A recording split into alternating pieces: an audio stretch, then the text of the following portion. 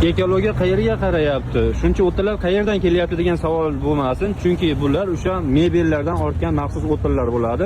Negativ sharti bor. Do'stlar, biz Farg'ona viloyati Bo'yda tumaniga kelganmiz. O'tinlar narxlarini yoritib berish uchun. Mana bu labudagi o'tinlarimiz o'sha o'rik, hop, bu yerda asosan yong'oq ekan. 600 ming so'mdan 500 ming so'mgacha bo'lgan o'tinlarimizni dastlabkasi 10 kilometrgacha joygacha qilib berar ekan do'stlar. Mana qoptoqlarimiz 50 ming so'mdan ekan. Qurug'idan ham bor, ho'lidan ham bor.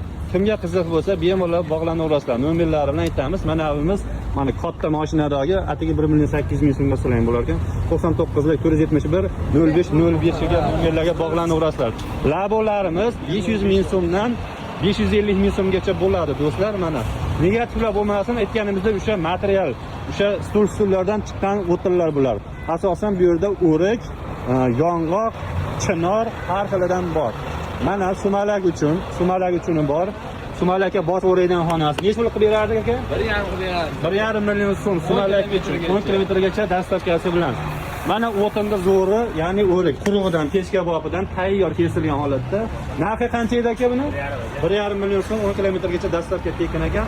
Kimga kerak bo'lsa, bemalol kelaverasizlar. O'tinlardan bu yerda xohlaganlarincha bor. Laboda olasizlar, pirashka o'zida, mana bunday sprinterlarda bor. Yo'lda tomonlarda ham bor ekan. Bemalol telefon qilaverasizlar. Nomerlari aytishga ulgurdik, aytilmaganlarimiz shu yerdan kelib olib ketishlari mumkin. Sog' bo'linglar, salomat bo'ling.